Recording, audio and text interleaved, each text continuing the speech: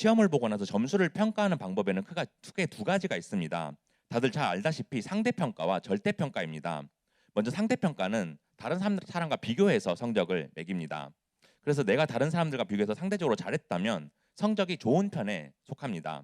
그런데 나보다 더 잘한 사람이 많았다면 내가 열심히 공부했어도 성적이 낮은 편에 속하게 됩니다. 그리고 절대평가는 다른 사람과 비교하지 않고 절대적인 기준으로 성적을 매깁니다. 그래서 모두 다 열심히 하면 다 같이 좋은 성적을 받게 됩니다. 그렇게 다른 사람과 비교하지 않기 때문에 나만 잘한다면 좋은 성적을 받을 수가 있습니다. 그런데 성경 인물 중에서 다른 사람과 비교했을 때 매우 불행한 사람이 있었습니다. 그는 많은 핍박과 어려움으로 고생스러운 삶을 살았습니다. 바로 오늘 우리가 살펴볼 골로새서의 저자인 사도 바울입니다. 그는 예수님을 영접하고 나서 삶이 완전히 변화되어 세상 그 누구보다 복음을 열심히 전했던 사람이었습니다. 사도 바울은 전도여행을 4차례나 했는데 복음을 전하면서 돌아다닌 거리가 2만 킬로미터에 이르렀다고 합니다. 그렇게 전도여행을 하는 중에 그는 수많은 죽음의 위기를 맞이했습니다. 사람들에게 붙들려서 매를 맞기도 하고 또 돌을 맞기도 했습니다. 그리고 배를 타고 가던 도중에 풍랑을 만나서 배가 난파된 적이 3번이나 있었습니다. 이러한 자신의 상황에 대해서 바울은 고린도후서 11장 23절에서 말합니다. 그들이 그리스도의 일꾼이냐 정신없는 말을 하거니와 나는 더욱 그러하도다. 내가 수고를 넘치도록 하고 옥에 갇히기도 더 많이 하고 매도 수없이 맞고 여러 번 죽을 뻔하였으니. 게다가 바울은 전도여행 중에 3번이나 감옥에 투옥되었는데 가이사라에서 2년, 로마에서 2년, 에베소에서 3년 동안 수감 생활을 했습니다. 그런데 그가 감옥에 수감되었을 때 쓴 편지들을 우리가 옥중서신이라고 말합니다. 여기에는 오늘 우리가 살펴볼 골로새서와 빌립보서, 에베소서, 빌레몬서, 디모데후서까지 이렇게 5개의 편지가 있습니다. 그런데 바울은 전도여행 중에 수차례 감옥에 투옥되었을 뿐만 아니라 삶 속에서 대단히 고통스러운 부분이 있었습니다. 이를 그가 육체의 가시라고 표현했는데 그 고통이 너무 커서 그것을 사탄의 사자라고 말하고 있습니다. 우리 고린도후서 12장 7절 보겠습니다. 여러 계시를 받은 것이 지극히 크므로 너무 자만하지 않게 하시려고 내 육체의 가시 곧 사탄의 사자를 주셨으니 이는 나를 쳐서 너무 자만하지 않게 하려 하심이라. 바울은 전도여행으로 수많은 어려움을 겪었을 뿐만 아니라 육체의 가시로 인해 매우 고통스러운 삶을 살았습니다. 하지만 바울은 이 육체의 가시가 하나님이 자신을 자만하지 않게 하시려고 주신 것이라고 말합니다. 따라서 그는 다른 사람과 비교했을 때 감사의 조건을 찾아보기가 어려운 사람이었습니다. 그럼에도 불구하고 그의 안에는 항상 그리스도의 평강과 말씀으로 가득 찼습니다. 왜냐하면 비록 삶은 고단하고 힘들었지만 이 땅의 삶이 끝나면 그가 하늘 보좌 우편에 앉게 될 사실에 그 무엇보다 감사했기 때문입니다. 그래서 그는 빌립보서 3장 8절에서 이렇게 고백합니다. 또한 모든 것을 해로 여김은 내 주 그리스도 예수를 아는 지식이 가장 고상하기 때문이라. 내가 그를 위하여 모든 것을 잃어버리고 배설물로 여기면 그리스도를 얻고. 바울에게는 예수님을 아는 것 외에는 그 어떤 것도 필요하지 않았습니다. 그래서 세상의 모든 것을 배설물로 여길 만큼 그 무엇보다 그리스도를 아는 지식을 가장 귀하게 여겼습니다. 이렇게 그에게는 구원의 은혜가 세상 그 무엇보다 감사했고 그에게 처해진 환경과 조건은 그를 실족하게 하지 못했습니다. 골로새서는 AD 60년경에 바울이 로마 감옥에 투옥되었을 때 쓴 편지입니다. 그런데 로마의 역사가인 타키투스는 이 시기에 골로새 지역이 지진으로 폐허가 되었다고 기록하고 있습니다. 골로새 지역은 중요한 무역로에 위치해서 매우 발달했지만 지진으로 폐허가는 이후로 예전에 그 지위를 되찾지 못했습니다. 당시 바울은 로마 감옥에 투옥되어 힘든 상황에 있었지만 지진 피해로 인해 어려움을 겪고 있을 골로새 성도들을 생각하면서 편지를 썼습니다. 그런데 이러한 고난 속에서도 바울은 편지의 첫 내용을 감사로 시작합니다. 우리 골로새서 1장 3절에서 5절 보겠습니다. 우리는 너희를 위하여 기도할 때마다 하나님 곧 우리 주 예수 그리스도의 아버지께 감사하노라. 이는 그리스도 예수 안에 너희의 믿음과 모든 성도에 대한 사랑을 들었음이요 너희를 위하여 하늘에 쌓아둔 소망으로 말미암음이니 곧 너희가 전에 복음 진리의 말씀을 들은 것이라. 바울이 골로새 교회 성도들을 위해 기도하고 있고 기도할 때마다 하나님께 감사한다고 말합니다. 그런데 그가 감사하는 이유는 하나님이 그들에게 주신 믿음, 사랑, 소망 이 3가지 덕목이라고 말합니다. 본래 데살로니가 전서에는 믿음, 소망, 사랑 이 순서로 나와 있지만 골로새서에서 바울은 믿음, 사랑, 소망의 순서로 말합니다. 먼저 바울은 그리스도 예수에 대한 믿음을 주신 것에 감사하고 있습니다. 그리고 나서 그리스도 예수 안에 있는 성도에 대한 사랑을 말합니다. 그런데 이 믿음과 사랑이 소망에 근거한 것이라고 말합니다. 그렇게 믿음, 소망, 사랑을 나란히 두는 것이 아니라 소망은 믿음과 사랑을 토대로 하고 있다고 말합니다. 그러므로 바울은 그리스도를 믿는 믿음과 그리스도의 사랑에 우리의 소망이 있다고 말한 것입니다. 그리고 이 소망은 바로 하나님 나라를 말합니다. 따라서 자신과 골로새 교회가 어려움 가운데 있어서 세상의 기준으로는 도저히 감사할 수가 없었지만 하늘나라의 소망을 두고 있었기 때문에 고난 속에서도 감사했던 것입니다. 그런데 이러한 고난의 상황은 지금 우리 친구들에게도 마찬가지일 것입니다. 우리 고3 친구들은 이제 이번 주에 수능 시험을 앞두고 있습니다. 그동안 이날을 위해서 매일 피곤함과 고단함과 싸우면서 공부했을 것입니다. 그리고 우리 1, 2학년 친구들도 마찬가지입니다. 이제 내년 아니면 내후년에 치르게 될 입시를 앞두고 지금 가장 힘든 시기에 있습니다. 그래서 우리 친구들이 세상의 기준으로는 감사하기가 어려운 상황입니다. 하지만 그럼에도 불구하고 우리가 소망이 있고 감사할 수 있는 이유는 무엇입니까? 우리의 소망은 하늘 보좌 우편에 계신 예수 그리스도에게 있기 때문입니다. 그래서 우리가 이 땅이 아닌 하늘의 소망을 두고 살아갈 수 있기 때문에 고난 속에서도 감사할 수가 있습니다. 그러므로 우리가 추수감사주의를 맞이해서 고난 속에서도 항상 감사하는 삶이 되기를 원합니다. 그래서 가장 힘든 시기를 지나고 있지만 또 세상 사람들이 생각하는 기준으로는 감사할 수 없는 상황이지만 우리를 선택하셔서 구원해 주신 하나님의 절대적인 사랑에 감사하기 원합니다. 그럴 때 우리가 상대적인 기준으로 감사의 조건을 만드는 것이 아니라 우리를 사랑하셔서 선택하신 그 은혜에 감사하는 삶이 되기 원합니다. 그렇게 하나님의 자녀로서 하늘의 소망을 두고 살아갈 때 어떠한 고난 속에서도 항상 감사함으로 나아가는 여러분들이 되기를 축복합니다. 첫째로 고난 속에서 감사할 수 있는 것은 우리에게 교회 공동체를 주셨기 때문입니다. 우리 본문 15절 보겠습니다. 우리 함께 읽겠습니다. 시작. 그리스도의 평강이 너희 마음을 주장하게 하라. 너희는 평강을 위하여 한 몸으로 부르심을 받았나니 너희는 또한 감사하는 자가 되라. 먼저 그리스도의 평강 곧 그리스도의 평화가 너희를 다스리게 하라고 말합니다.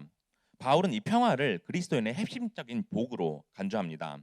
그래서 이 평강에 대한 바울의 언급은 그가 썼던 옥중서신에서 여러 번 나타납니다.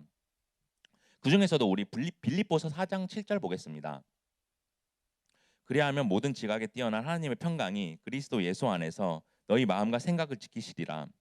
하나님이 주시는 평안은 우리의 마음과 생각을 지키신다고 말합니다.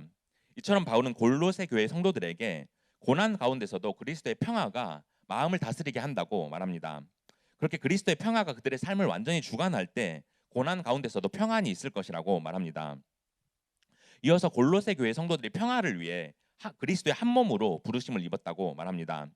따라서 그들에게 주어진 평화는 개인적인 것이 아니라 그리스도의 몸된 교회 안에서 평화를 얻게 된다고 말합니다. 그러므로 교회 공동체 안에서 성도들은 그리스도의 한 몸으로서 모든 일을 함께 감당해 나가야 하는 것입니다. 따라서 우리는 교회 안에 누군가 어려움이 있다면 돕기에 힘써야 합니다. 또 누군가 심각한 문제가 있거나 또 중요한 시험을 앞두고 있다면 합심해서 중보해야 합니다. 기쁨을 나누면 두 배가 되고 슬픔을 나누면 반이 된다는 유명한 말이 있습니다. 그런데 우리가 교회 안에서 혼자가 아니라 함께이기 때문에 기쁨과 슬픔을 나눌 수가 있는 것입니다. 또 교회 안에 의견 충돌이 있는 경우가 있습니다. 그래서 서로 미워하고 분열되는 경우가 있습니다.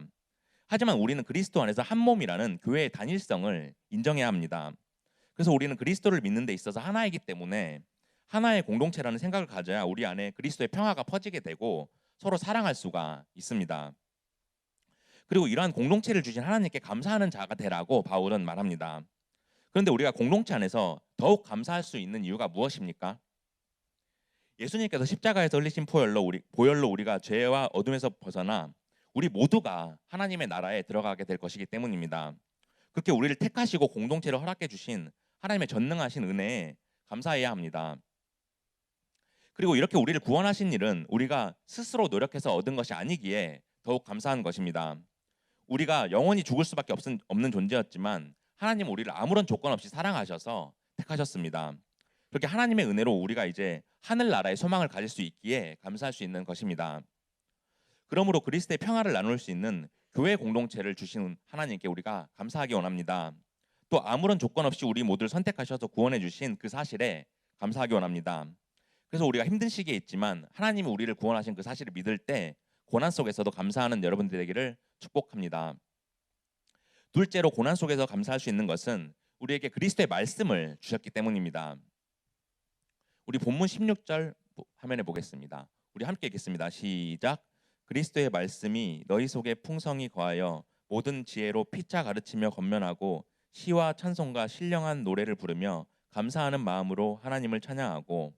바울은 골로새 교회 성도들이 공동체 안에서 평화를 누릴 것을 권면한 후에 이제는 그리스도의 말씀이 그들 가운데 풍성하게 거하게 하라고 말합니다. 여기서 그리스도의 말씀은 복음, 즉 메시아이시고 하나님이신 예수님이 이 땅에 오신 사실을 말합니다. 그런데 당시 골로새 교회에 거짓된 가르침이 있었는데 특히 그리스도의 신성을 부인하는 자들이 있었습니다. 이 사실은 골로새서 2장 8절에서 말해줍니다.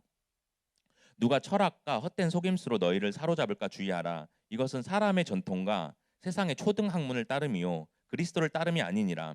이처럼 거짓 교사들은 세상의 철학과 사람의 전통을 따랐습니다. 그러면서 인간의 이성을 예수님의 복음보다 중요시했습니다. 그렇게 그들은 하나님 앞에 교만했고 또 예수 그리스도를 폄하했습니다. 이러한 상황 속에서 바울은 골로새 교회 안에 말씀이 풍성하게 거해야 한다고 말합니다. 그럴 때 하나님이 그들에게 거하시고 그들 마음속에 성령님이 거하신다고 말합니다. 그리고 그리스도의 말씀을 성도들 간에 서로 가르치고 권면해야 한다고 말합니다. 이처럼 우리 또한 교회 안에서 말씀을 가르치고 배움으로써 그리스도의 진리를 적극적으로 제시해야 합니다. 또 누군가가 낙오된다면 권면함으로써 믿음을 잃어버리고 복음의 진리에서 멀어지는 것에 대해서 경고해야 합니다.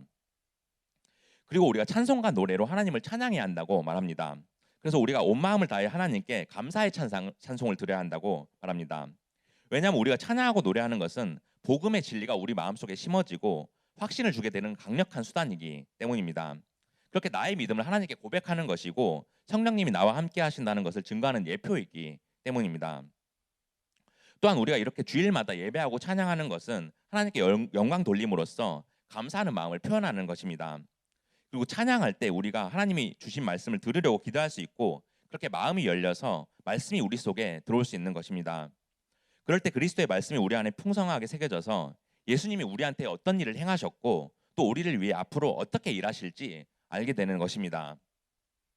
그렇게 우리 안에 있는 그리스도의 말씀, 곧 복음이 깊이 새겨질 때 우리에게 감사하는 마음이 일어나게 됩니다. 그래서 우리에게 가장 좋을 것을 주실 것을 소원하면서 하루하루가 살아갈 수 있는 것입니다. 이렇게 감사함은 그리스도의 말씀을 통해서 가능한 것이기에 바울은 골로새 교인들에게 그리스도의 말씀이 너희 안에 풍성에 거하게 하라 이렇게 말한 것입니다. 그러므로 우리가 어려운 시기를 지나고 있지만 우리를 구원하신 예수님께서 우리에게 말씀을 주셨고 그 사실을 믿을 수 있다는 사실에 감사하기 원합니다. 그래서 세상의 수많은 고난 속에서 그리스도의 말씀을 붙들고 살아갈 때 승리할 수 있는 여러분들이 되기를 축복합니다. 셋째로 고난 속에서 감사할 수 있는 것은 우리에게 그리스도의 이름을 주셨기 때문입니다. 우리 본문 17절 보겠습니다. 우리 함께 읽겠습니다. 시작. 또 무엇을 하든지 말에나 일에나 다 주 예수의 이름으로 하고 그를 힘입어 하나님 아버지께 감사하라. 먼저 우리가 무엇을 하든지 다 예수님의 이름으로 하라고 말합니다. 이것은 우리의 삶의 초점이 예수님께 맞춰지고 그분의 말씀에 순종해야 한다는 것입니다. 그렇게 우리가 무슨 일을 하든지 그 일이 하나님께 영광을 돌리는 영적 예배가 되어야 한다는 것입니다. 이 사실은 고린도전서 10장 31절에서도 말씀합니다. 그런즉 너희가 먹든지 마시든지 무엇을 하든지 다 하나님의 영광을 위하여 하라. 이처럼 우리는 무슨 일을 하든지 하나님의 영광을 위해서 해야 합니다. 따라서 우리 친구들이 이제 대학을 졸업하고 누군가를 가르치는 일을 하든지 아니면 직장에 들어가든지 사업을 하든지 모두 그리스도의 이름으로 해야 합니다. 그리고 그리스도의 이름으로 일을 한다는 것은 예수님이 약자와 자신을 동일시하셨던 것처럼 예수님의 본성과 성품을 닮아서 일해야 한다는 것입니다. 마르틴 루터는 세상에 존재하는 모든 직업이 이웃을 섬기기 위한 것이라면 그것은 거룩한 것이고 하나님의 소명이라고 말했습니다. 그래서 직업과 노동을 통해 이웃을 섬길 때 그 일은 교회를 넘어서 세상 속에서 드려지는 예배라고 말했습니다. 따라서 우리가 직업을 가지고 돈 버는 일은 어려운 이웃들을 돕기 위함입니다. 그래서 우리가 직업을 가지는 것은 나의 만족과 나의 목표를 이루는 것이 아니라 더불어 살아가는 공동체를 이루는 것입니다. 그래서 하나님이 우리에게 물질과 재산을 주시는 것은 나의 것이 아니라 하나님이 위탁하신 것이고 우리는 그 재산을 관리하는 역할을 하는 것입니다. 하지만 오늘날 세상에서 직업을 판단하는 기준은 돈을 많이 버는 것과 돈을 많이 벌지 못하는 것이 되었습니다. 그리고 이러한 생각은 직업을 통해 이웃을 섬기는 것이 아니라 재산을 더 소유해서 내 자신을 과시하는 것이 되어버렸습니다. 그래서 더 좋은 환경과 즐거움을 쫓으면서 이웃을 섬기는 것이 아니라 오히려 이웃을 착취하고 억압하게 되었습니다. 하지만 우리가 참된 그리스도인으로서 올바른 직업 윤리를 깨닫고 우리가 직업을 가지고 일하는 것은 이웃을 위해 봉사하는 것이라는 사실을 기억해야 합니다. 그렇게 우리의 이익과 욕심을 추구하는 것이 아니라 이웃을 섬기는 것이 바로 영적 예배이고 삶 속에서 하나님을 예배하는 것입니다. 그래서 17절에서 무슨 일을 하든지 다 주 예수의 이름으로 하고 이렇게 말하는 것입니다. 예수님의 제자들은 예수님의 이름으로 수많은 기적들을 일으키고 또 귀신들을 쫓아냈습니다. 그런데 우리도 세상을 살아가다 보면 끊임없는 시험과 고난이 있습니다. 그래서 우리가 예수님의 이름으로 나아갈 때 우리에게 큰 능력을 주셔서 이겨낼 수가 있는 것입니다. 본래 사람은 하나님과 관계가 끊어졌고 그 사이가 휘장으로 가로막혀서 제사장의 중보 없이는 하나님 앞에 나아갈 수가 없었습니다. 하지만 예수님이 십자가에서 죽으시는 그 순간에 성막 안에 휘장이 찢어졌습니다. 그렇게 대제사장이신 예수님께서 십자가에 죽으심으로써 구약시대 제사를 통해서만 하나님께 나아갈 수 있었던 그 율법을 폐하셨습니다. 그럼으로써 우리가 중보자 되신 예수 그리스도의 이름으로 하나님 앞에 이제 나아갈 수가 있게 되었습니다.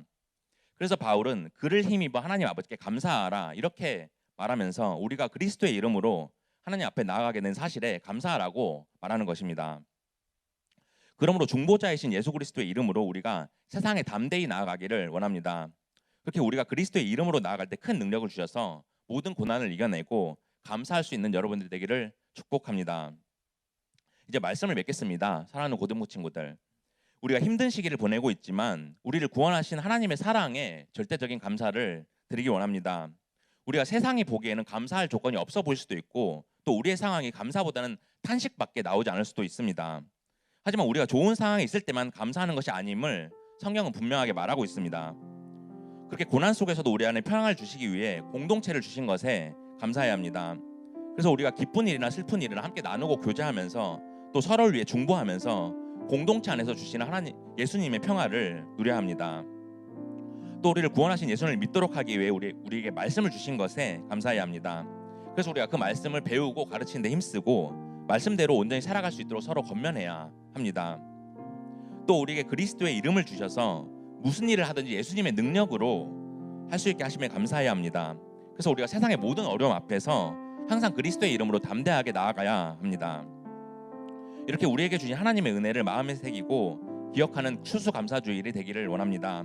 그래서 우리에게 온 한 해 특별하게 부어주신 하나님의 사랑을 기억하면서 더욱 감사하기를 원합니다.